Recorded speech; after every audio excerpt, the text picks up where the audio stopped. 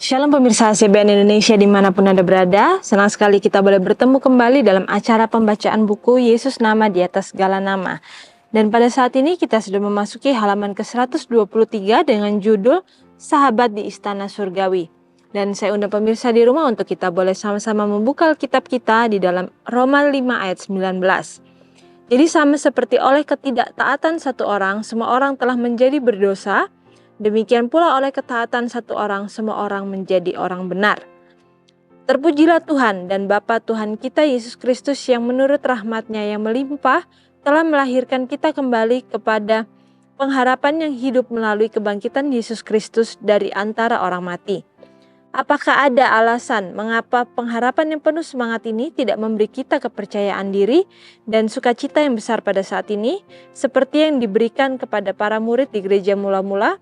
Kristus tidak selamanya tinggal di makam baru Yusuf. Dia telah bangkit dan telah naik ke tempat tinggi. Dan kita harus menunjukkan iman kita agar dunia dapat melihat bahwa kita memiliki pengharapan yang hidup dan dapat mengetahui bahwa kita memiliki seorang sahabat di istana surgawi. Jadi bagaimana di sini dari judulnya saja sudah dikatakan sahabat di istana surgawi. Jadi kita tahu bahwa kita ini adalah manusia-manusia yang berdosa. Bahkan di sini dikatakan dalam ayatnya, ketika satu orang sudah melakukan dosa, yaitu orang tua kita yang pertama, yaitu Adam dan Hawa, mereka melakukan dosa, maka keturunannya pun menjadi orang-orang yang sudah lahir dalam kecenderungan berdosa. Dan begitu pula dikatakan, demikian pula oleh keadaan satu orang yang benar, semua orang akhirnya bisa mendapatkan kebenaran itu dan bisa dibenarkan. Dan di sini juga dikatakan bahwa terpujilah Tuhan Bapa kita Yesus Kristus. Mengapa kita harus memuji Dia? Karena memang Ia pantas untuk dipuji. Bagaimana Ia yang adalah Bapa, pencipta kita, Tuhan kita, Ia yang sudah menjadikan kita ini manusia-manusia yang sudah diinginkan untuk melakukan perbuatan-perbuatan yang baik dan benar. Tetapi karena pilihan-pilihan kita itu selalu melawan daripada hukum Tuhan, maka dikatakan itulah yang membuat kita jauh daripadanya. Tetapi ketika Yesus sudah mati di kayu salib, Ia rela meninggalkan tahtanya, kenyamanannya yang ada di surga, datang ke dunia ini untuk memberikan dirinya mati di kayu salib, untuk memberikan jalan pengharapan, jalan keselamatan itu. Dan di sini juga dikatakan bahwa yang menurut rahmat-Nya telah melimpah, yang telah melahirkan kita kembali, kebangkitan Yesus Kristus di antara orang mati. Jadi kita tahu bahwa kita mempunyai pengharapan itu ketika kebangkitan daripada Yesus. Mungkin orang-orang tidak mengetahui apakah Yesus akhirnya akan bangkit atau tidak. Tetapi kita tahu bahwa Yesus yang memberikan nyawanya, maka Ia pun bisa untuk mengambil nyawanya kembali.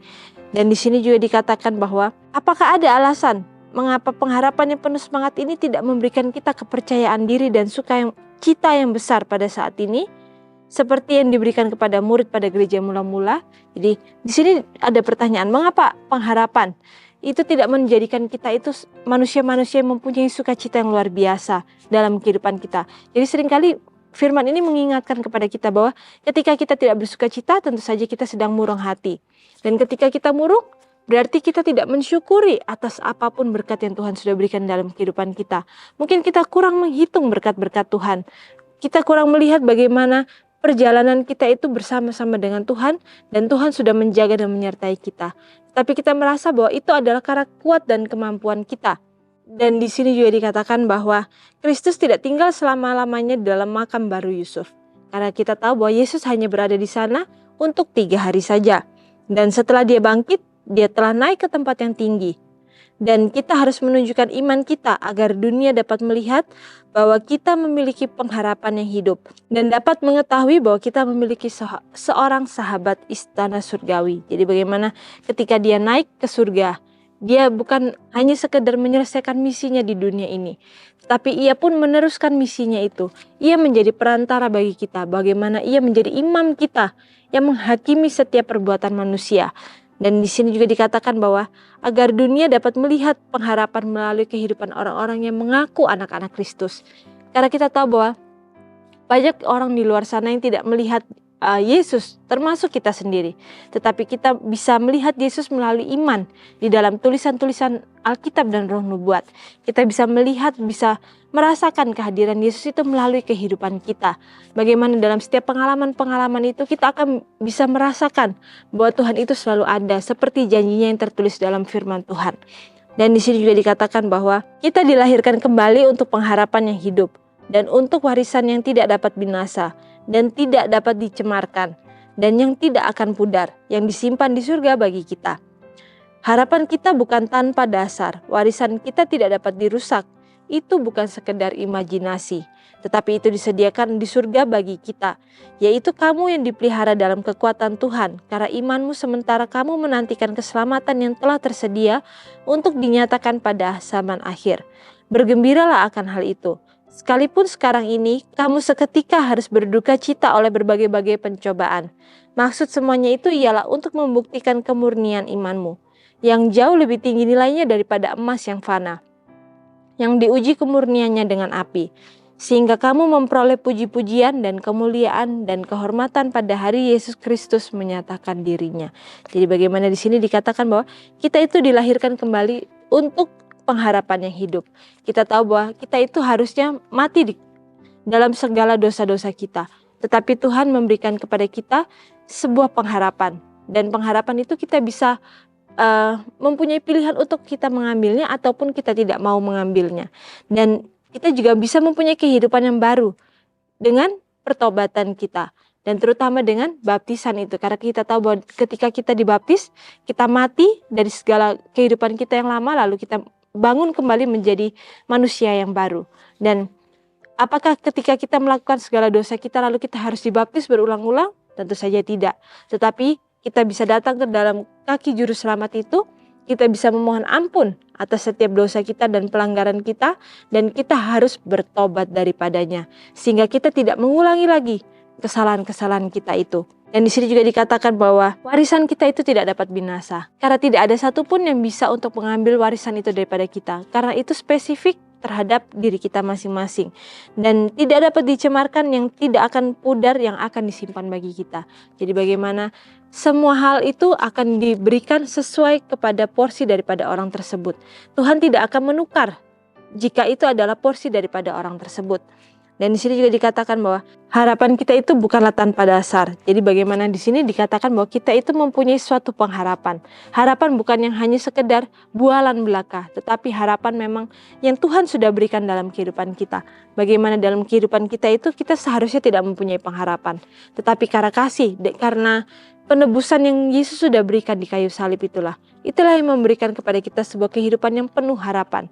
Sebuah harapan untuk kita bebas daripada kehidupan berdosa kita. Lalu di sini juga dikatakan bahwa itu bukan sekedar imajinasi yang disediakan surga bagi kita, tetapi itu adalah hal yang nyata, yang fakta di hadapan kita. Dan di sini juga dikatakan bahwa yaitu kamu yang dipelihara dalam kekuatan Tuhan karena imanmu sementara kamu menantikan keselamatan yang telah tersedia untuk dinyatakan pada zaman akhir. Ketika kita sudah menyatakan diri kita hidup pada saat ini, kita tahu bahwa kita ini hidup di dalam zaman-zaman akhir dan di detik-detik daripada penutupan pintu kasihan. Kita mungkin tidak mengetahui berapa lama kita bisa hidup atau berapa lama kita mempunyai kesempatan untuk memperbaiki diri kita. Tetapi ketika kita mempunyai waktu pada saat ini, kita masih mempunyai nafas kehidupan, di saat itulah Tuhan menginginkan untuk adanya perubahan dalam kehidupan kita. Bagaimana dalam kehidupan kita Yesus sudah memberikan contoh yang sempurna.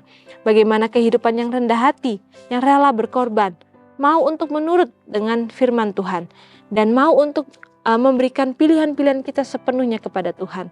Itu mungkin adalah suatu hal yang mungkin tidak bisa kita bayangkan.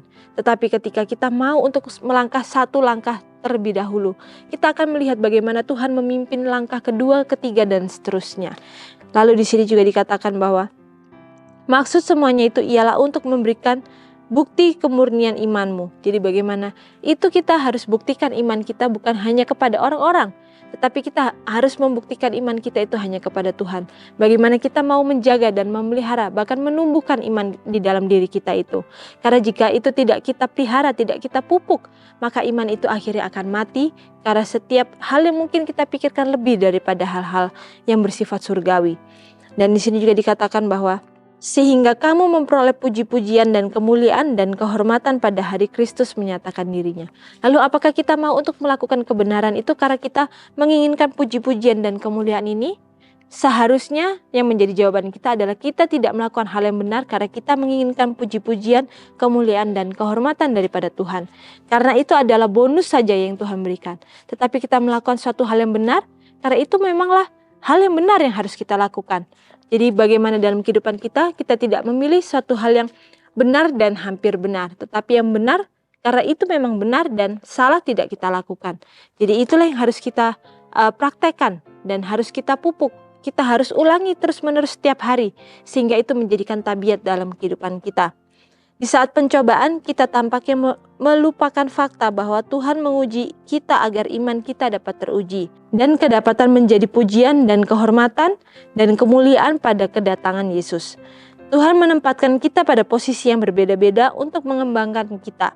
Jika kita memiliki cacat karakter yang tidak kita sadari, Dia mendisiplin kita supaya kita mengetahui akan cacat kita, sehingga kita dapat mengatasinya. Pemeliharaannya lah yang membawa kita ke dalam berbagai keadaan.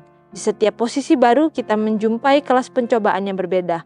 Berapa kali ketika kita ditempatkan dalam situasi yang sulit, kita berpikir, ini adalah kesalahan yang luar biasa. Betapa saya berharap saya tetap tinggal di dalam tempat saya sebelumnya. Tetapi mengapa Anda tidak puas? Apa yang harus Anda lakukan ketika Anda diuji oleh Tuhan? Anda harus menghadapi keadaan darurat ini dan mengatasi cacat karakter Anda. Tertulis dalam buku Review and Herald 6 Agustus tahun 1889. Jadi bagaimana di sini kembali kita diingatkan bahwa setiap pencobaan yang Tuhan izinkan untuk ada dalam kehidupan kita itu adalah alat yang digunakan untuk menguji iman kita itu.